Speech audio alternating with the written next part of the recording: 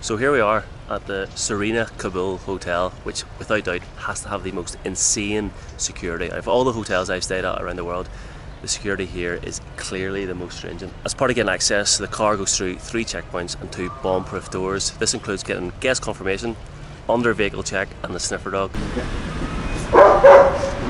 The entire process took so long that now when I go about the city, when I do my sightseeing, I just get asked to get left at the door. So it's so much easier to get dropped off as a passenger as opposed to driving in with a vehicle. It's a full body and luggage scan, a manual scan, and the opening of all bags and luggage. It's also necessary to turn on all your electronics to ensure they're not dummy appliances. And once inside, it's strict no camera policy apart from the garden, which is where we are. So we are safely there. I am being watched right now. That gives you an idea of how strict this place is. But it's clear why, because I'm going to do my best to show you around. But the reason why the security is so tight, obviously it's in Kabul, one of the most, I have to say, one of the most so-called dangerous cities in the world. But back during the war, the security was so much tighter. Cars would often take a lot longer to get access, but there was good reason for all the security, because this is the place where I suppose all the targets would stay. You'd have your journalists, your wealthy locals, your dignitaries, and all led to the night of Persian New Year in 2014. On this night, 4 teenage radical Taliban militants smuggled weapons into their socks and shoes, hid in the hotel until the restaurant was busy, and then opened fire. So yes, because of that, obviously the security situation in Kabul is so much better, but they still need to have a certain level of security to make sure their guests and their, if you're working as a consultant for UNICEF, the UN, whatever it is, this is where you stay, this is where you're going to be most protected. Outside you'll see the range of Jeeps, the range of Toyota Land Cruisers, whatever it is, all bulletproof, which kind of doesn't put you at ease. It does in a way where you know you're going to be safe, but it kind of reminds you where you are every time you come in here. It reminds you where you are, the threat of Kabul, the threat of Afghanistan. But again, I've had no problem since I've been here. Anyway, let's move out, let's head away from what is the garden. Maybe show you about the garden here first, and then I'll show you about the rest of the hotel. I can only show you so much because obviously I don't want to put anyone else at risk here, because it can be used, I suppose it can be used against the guests, but there are plenty of photos and videos online, so I know what I can and what I can't record. But anyway, yes, we are at the garden, which is a very nice little spot. The whole area is surrounded by a huge wall. So this is set within its own compound. You obviously have other buildings as well that tower over. You have just in the background there, behind this building, you have one of the hills of Kabul. It's fascinating. It is actually a very, very nice hotel. You could be anywhere in the, well, get yourself inside, past the security, you could be anywhere in the world, that's for sure. So here you have your little water fountain, you have your flowers, which the gardeners are always out here first thing in the morning. You have your table tennis, if you've got a friend, place to sit down. These are the rooms behind me. I think there's about 3 wings, 1, 2, another wing there. You get your volleyball net, place to sit down, enjoy a cigar. I don't know, you can smoke, I assume you can smoke cigars as well. You cannot drink alcohol obviously in Afghanistan since the Taliban took over. That's one thing. Believe this, I sat down for breakfast this morning.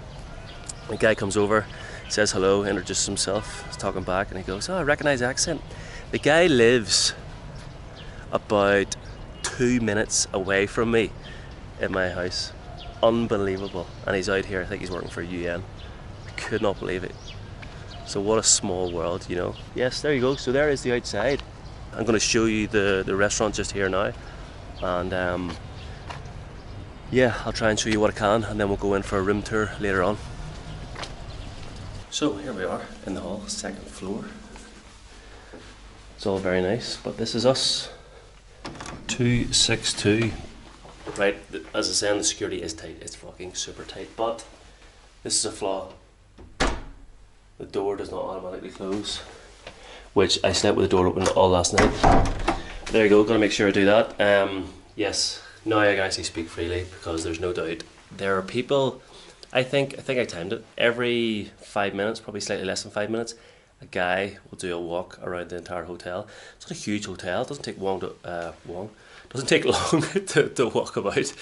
And yeah, but that shows you the level of security. But coming into the ensuite and the bathroom, you have your bath, 3 mirrors, mirror, and yeah, you pretty much everything you have is you've got your accessories, you've got your.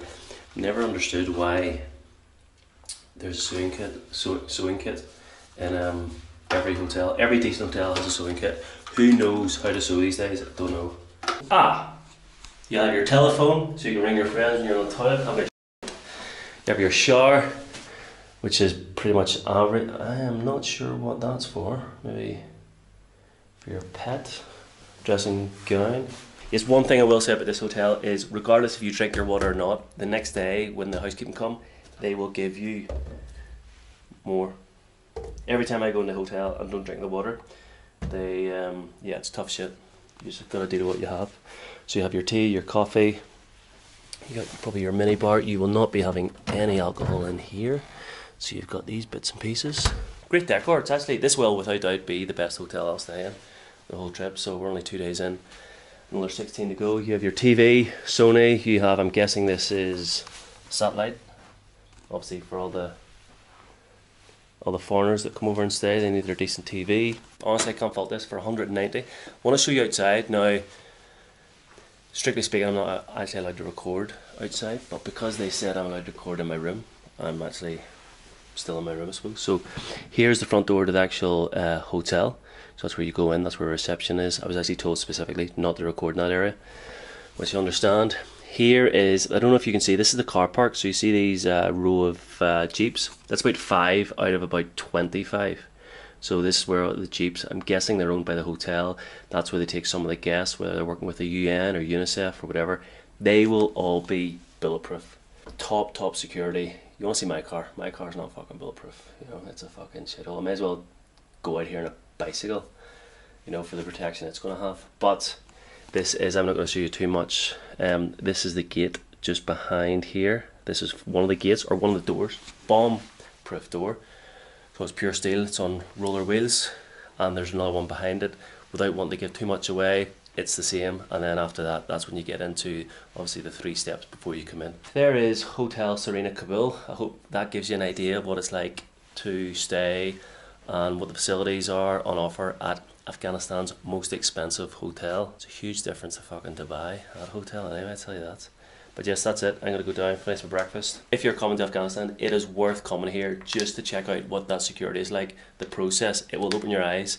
And then after you've gone through it, after you've done the 3 steps, then you've done the additional 2 or 3 steps for yourself, then ask yourself, what would it have been like during the war? Because this is tame. The security here is nothing compared to what it was. But obviously there's good reason.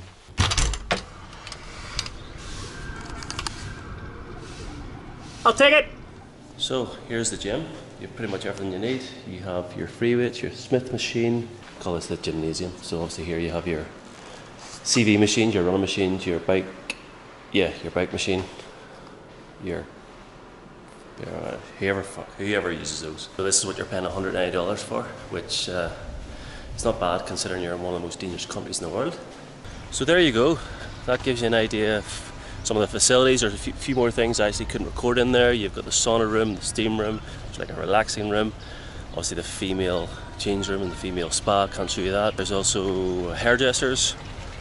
Obviously the main foyer, which I can put a photo up because that's obviously in Google. The restaurant, I can put a short video of that up as well. Beyond that, what else do we have? We have a cafe, which is open during the day. And yeah, that pretty much sums it up.